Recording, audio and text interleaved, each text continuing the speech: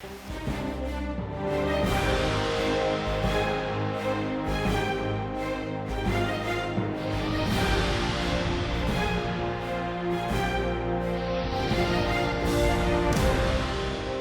watching Tea or Coffee on High Impact Television, and we are having a interesting conversation on our Friday edition, which is always super fun. Yes.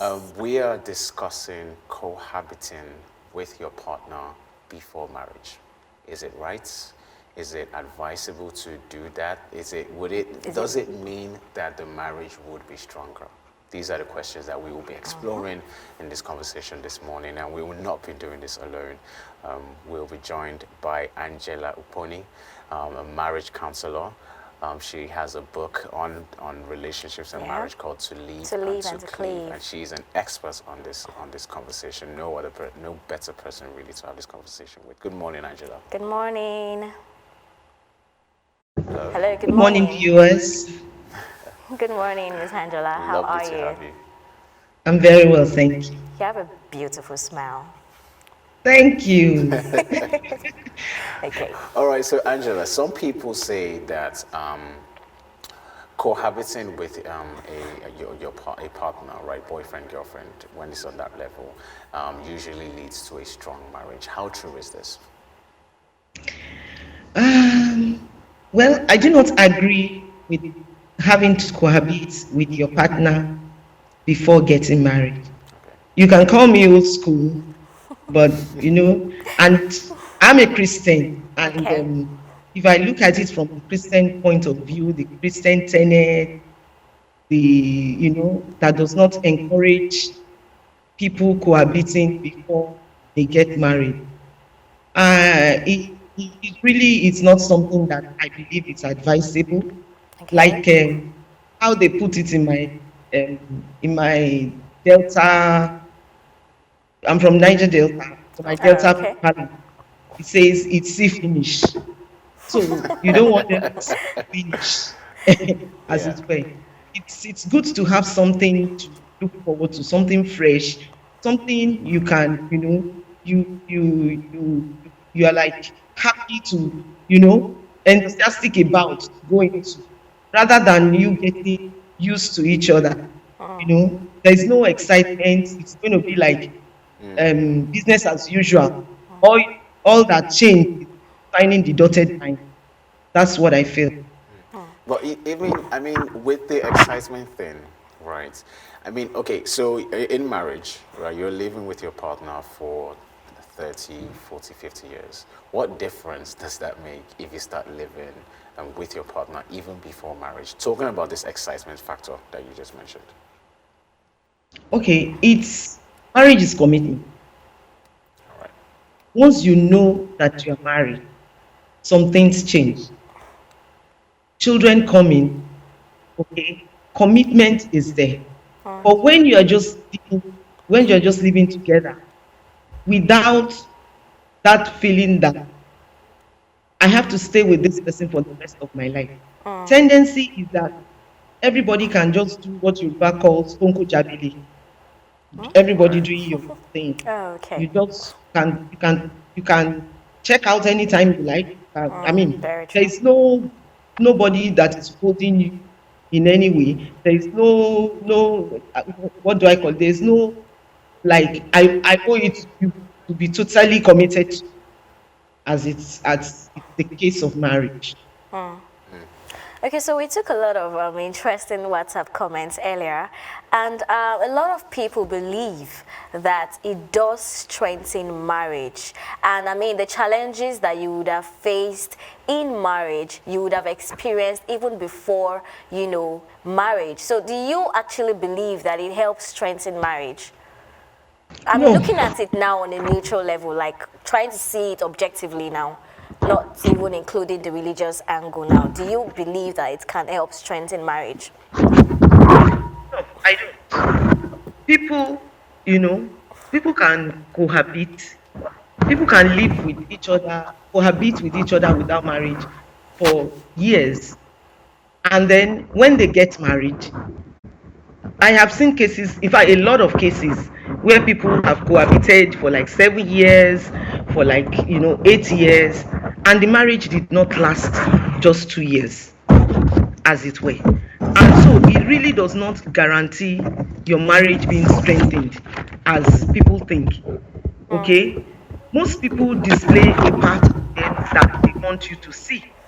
So when there is no commitment, they can be nice, commitment in quote. They can be nice, they can pretend, even if you are not cohabiting, the pretense can be there. But for marriage, it involves a lot of commitment, it involves a lot of hard work. Marriage is hard work. It's for you to be a long-lasting marriage. It requires sacrifice, Sure. it requires commitment, it requires unconditional love, it requires transparency, it requires constant open line of communication, it requires understanding, it requires friendship, it requires um, constant giving of everything that you have in marriage. So it doesn't really mean that the fact that you are cohabiting guarantee you a happy marriage. It really doesn't. It really doesn't. And then, I did not cohabit and I've been Okay. married for 25 years. And I have a lot of people that did not cohabit and they've been married for 25 years, for over 25 years. Okay. I get the whole angle, but a lot of people still believe, okay, why is it seen as bad to actually cohabit with your partner before marriage? Like, what are the factors that causes, that makes it a very bad idea to see it as, wrong? Well, see, first and foremost, the first bite that once I want to look at it from the man and the woman's angle, Okay. right? Okay. Cohabiting is misleading, especially to women. Interesting. So when the man comes and agrees that okay, let's cohabit, in the uh, in the in the eyes of the woman, she sees it as is a step towards marriage. And by the time you now start living together, 1 year, 2 years, and nobody is proposing, you understand me? The guy is not proposing. They begin to get worked up. That's why I say it's a bad idea. Okay, they get worked up and they start pushing that when are we going to sign these dotted lines and all that. So it can end up hurting your partner as well. And at the end of the day, breakups happen when things, especially for the woman. For the man, from the man's angle, he may just be cohabiting with, and he has other things that he's thinking about.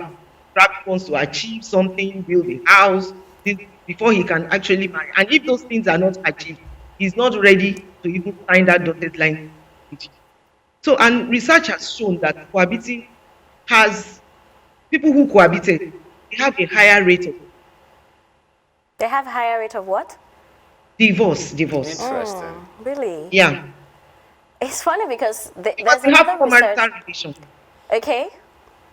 They have poor marital relations. They don't have, it's like I'm doing my thing. There's this feeling of independence. Right. So, are there other ways a partner can learn about their partner aside cohabiting? What's because Yeah. we live in this time. A lot of people, a lot of young people feel like they need to live with their partner in this part of the world, as in Nigeria, and even in countries like United Kingdom and United States of America, countries like this. Are there other ways you can learn about your partner without cohabiting with them? Well, there are several ways you can learn about your partner, without cohabiting. First and foremost, through your dignified interactions. When I say dignified interactions, I mean that you have respect for each other's space when you stay together. You relate with one another. You other way, different ways. Relate with one another. You go out often, and you can dine, you can wine together, you can attend functions together. You can also learn how to learn about your partner through the way they interact with other people, with Right. their friends, their families, their colleagues, with their colleagues at work. If your partner does not treat other people right, they will not treat you right at some Very point true. in your relationship with them. So look at the way they treat other people. It will give you an idea how they will treat you when things are not that, and then it will give you an insight as to how their anger is. Look at their temperament, the way they react to somebody else when they are, when love is shacking somebody, they tend to pamper, Overlook a lot of Yes. things. yeah. But when you see them relate with other people, you know whether their temperament, whether they are sanguine, very phlegmatic, or whatever. And then you also know how they manage their anger. Then you can also learn their attitude to money. Because, like, the Bible says, money is of love of money is the root of Oh, evil. what is their reaction to money. And most of the marriages that break up has an undertone of finance. Interest. Yeah. Okay, there are other issues, lack of communication, finance, sex, and all that. But the truth of the matter is that, yeah, you need to find out what their attitude to money is. You need to find out the disposition of your partner towards the things of God, whether they have the fear of God, because that's the key thing if you ask me.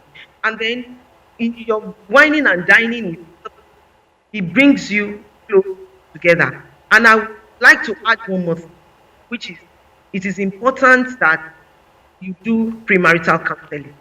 Because when you do premarital counseling, some things will come out. Because the counselors know how to bring out things that will come, as it were.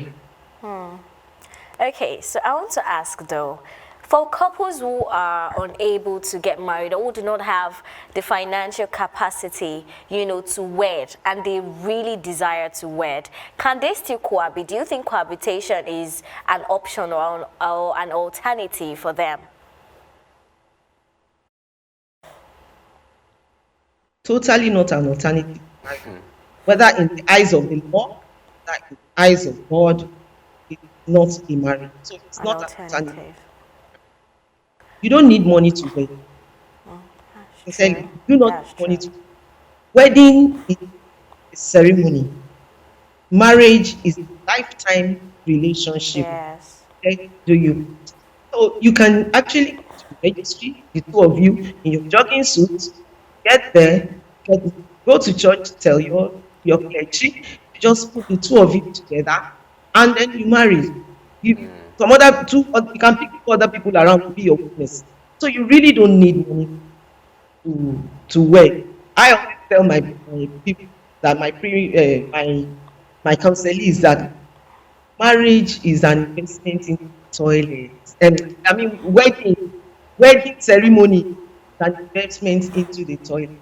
You just pack everybody, give them food, Party. maybe party, next day they go to toilet, or everything that they have taken from, they are eating in your plate, they are putting them inside the toilet. But marriage is a lifetime commitment. So Okay, so people I, should be I know concerned about you've the marriage than the wedding. Okay. I know you've been able to, explain to us some of the reasons as to why people think they should, cohabit. But I would like you to really, really explain, aside all of those reasons that you've given, are there other reasons that contribute to people believing that cohabiting before marriage is very, very important? Because these are people's thoughts, actually. Well, people cohabit for different reasons. Okay. One of them is, especially in the developed world, they cohabit because of financial issues. Probably because they feel that they want to like share costs, okay, as it were. Being able to say, okay, instead of you paying rent here, if you let us just together try as much as possible to put resources together and help, minimize our bills as well. So people cohabit for that reason. Sometimes people cohabit for say they are running away from home, from the circumstances at home. It's like things are not right. And some people cohabit because they feel they are matured enough to take their own decisions. So they don't want to be controlled by maybe their parent, as it were. So there are different reasons why some also cohabit because they feel that, well, if like the first reason why we talked about the first one that says, okay, maybe this will lead into marriage, as it were. Some do that. That's the reason why they cohabit. So, long and short of it, I think these are few um, reasons I can think of right now. All right. Just to, I like that, brief conversation on the finance factor of cohabiting before marriage.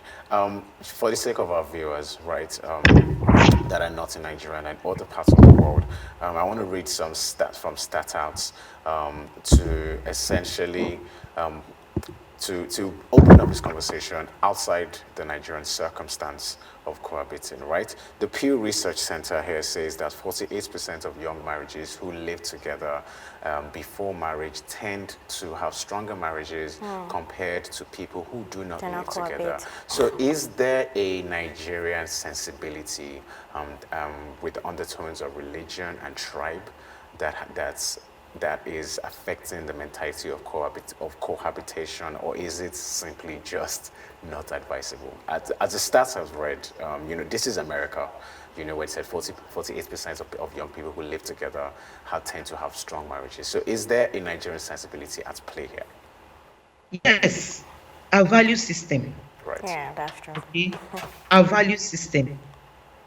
A lot of young Nigerians have parents who have the old school mentality like I do, Right. and do not believe that you should do that. Then the fact that the religion plays an important role. The Islamic religion does not allow it, Christian religion does not allow it, and most Nigerians fall within these two categories.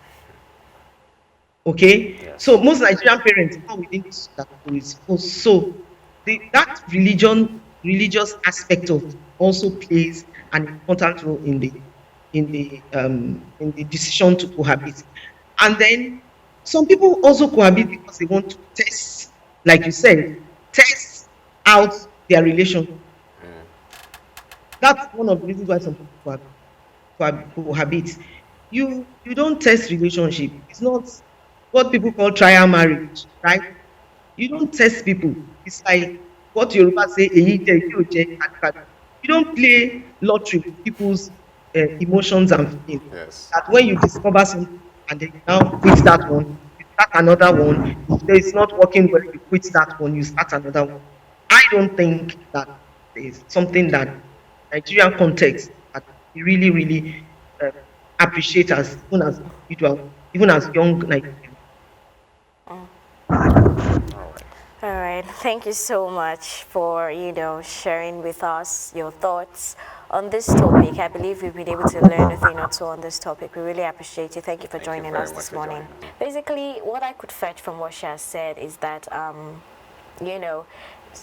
in the part of this country that we stay in, our mentality, the way we think, the way we do things, our culture, right, our background has shaped that mentality, has shaped us to believe in that cohabiting isn't good. But it's just, we're not just talking about Nigeria here now, we're talking about other people. Yeah, We're talking about exactly. those living in the UK, we're Yeah. talking about those living even across the UK, Yeah. right? I mean, a lot of people, according to research, a lot of people, like 61% of Yeah. Americans cohabit. It's a very and they big number. still, yes, that's a very big number. And they still maintain that bond, right? Yeah. And most of them still end up getting married, according Yeah. to that research, Yeah. right? While like 12% basically not entirely sure, Yeah. right? While 27% completely rule out marriage. So, which is to say that a lot of people out there, we're not even just talking about Nigeria now, a lot of people out there, they believe cohabiting is better, right? Because it helps them get to know each other, it improves their bond, their intimacy, their understanding levels, their communication levels, and all of these things. So what I would just say basically is what she has said is very, very true, and I like the fact that she has been able to, you know, shed light on all of these things. What I like that she said was that, you know, our culture and everything has, yes, it has exactly a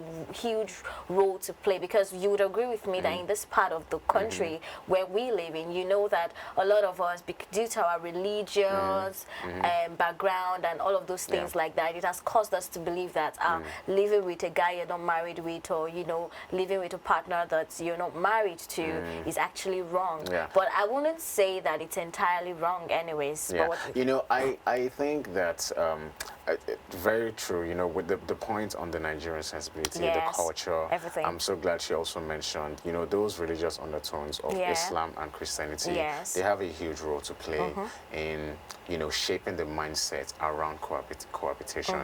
And you know, once when a mindset has been formed around something, when you're trying to rebel against it, you know, because you are still in the context of that country, and the context of that country is that cohabitation is wrong, it most likely won't work out. So, you know, countries like United States of America and United Kingdom, they're very liberal. You know, very liberal thinking, right? So for those kind of countries, you know, it works for them because of the mindsets they have formed around cohabitation.